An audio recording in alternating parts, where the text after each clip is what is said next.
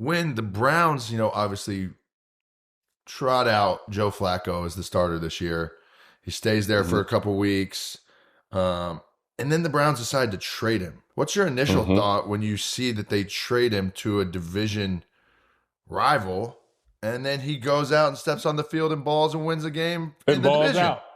Balls out. Like, you have to question who's calling the shots over there at Cleveland. You know what I'm saying? It goes back to, like, it's not quite the same thing, but also I think, like, these GMs need to be held accountable. Like the GM in New York who let Saquon go in the division, goes have like an MVP caliber season, and not only that, wins the Super Bowl. Like, if I'm the owner, all y'all don't show up to work. All y'all got to go. Y'all let one of the best players in the league walk out of our locker room. He goes and have an amazing season. Tarantino couldn't write a better story. Publicly, too. You publicly go through the trade process. Publicly go through. Oh, my God. And, like, that goes back, to Cleveland. I'm like, all right, you trade the guy because you want to give your young guys a shot. I think that's unfair to, like, the veterans on the team that, like, I've been in this league 10 years. I want to win. I want to win now. I think this would have been a great year for Shador and Dylan Grable to kind of, like, be behind a Super Bowl winning quarterback.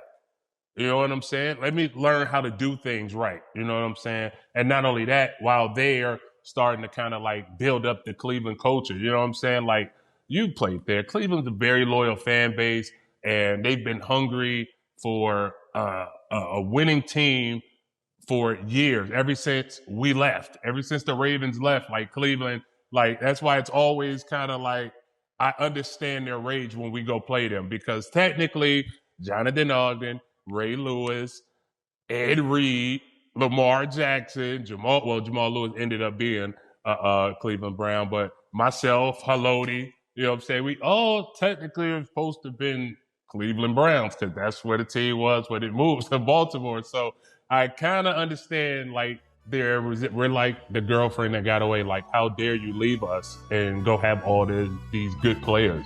PrizePicks is America's #1 sports pick app. Holiday football season is upon us, and there's no better time to join than now. The app is really easy to use. To make a lineup, all you got to do is pick more or less on the player stats, and that's really it. Plus, PrizePicks is available in 45 states, including Texas and California. And best of all, PrizePicks will give you $50 in lineups when you play your first $5 lineup. Win or lose, you're getting $50. Use promo code Johnny when you download the app and sign up today. You can also follow me on the app at Johnny Manziel. You get my picks in real time and see who your friends are picking in your feed. PrizePicks, it's good to be right.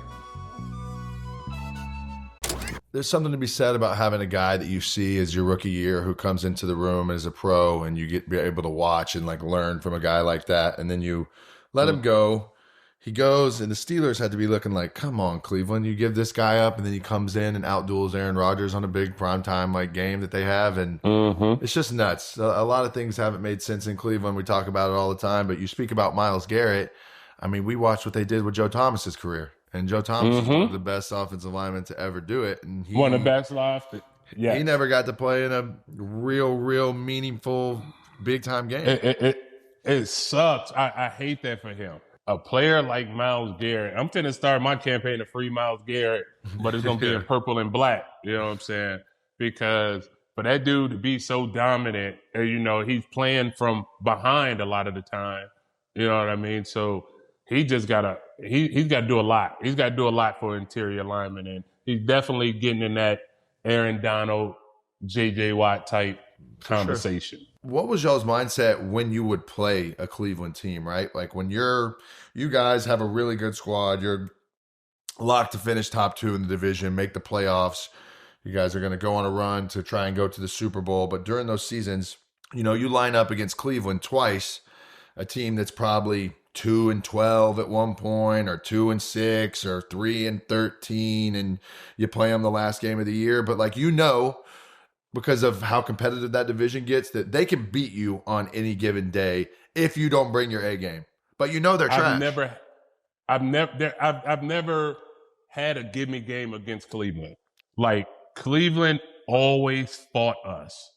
Cleveland always fought us. Like, I've never had an easy game against Cleveland. Like, I've had some good games. That doesn't mean that they were easy by anything. You know, a lot of times I was matching up against Hall of Famer Joe Thomas. You know what I'm saying? We're not going to get into, like, Kellen Winslow. Like, Kellen Winslow was a nightmare for me. You know what I'm saying? Like, he couldn't block me in the run, but I couldn't cover him in the pass. Like, Kellen Winslow, and, you know, he had that Miami, the U swag. He'll come over to our sideline. Like, he didn't care that they were 2-12. He would walk over to our side where we stretching and be like, which one of y'all guarding me?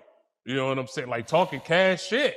We like, dude, you 2-12. We finna fuck y'all up. But, like, he knew he wasn't no, you know what I'm saying? He knew he wasn't no factor in the run game. But when they threw that ball, Kellen Winslow was a problem. And, like, Ed Reed got a lot of picks. Like, oh, I got to help Sizzle. You know what I'm saying? If I'm carrying him or somebody up the pipe, you know, down the pipe, man, he was like, oh, I'm going to lean to Sizzle because that's where they're going to go. You know what I'm saying? So, like, Cleveland, they're truly, their reputation does, like, there's a reason why they're called a dog pound. You know what I'm saying? Like, they're going to fight you.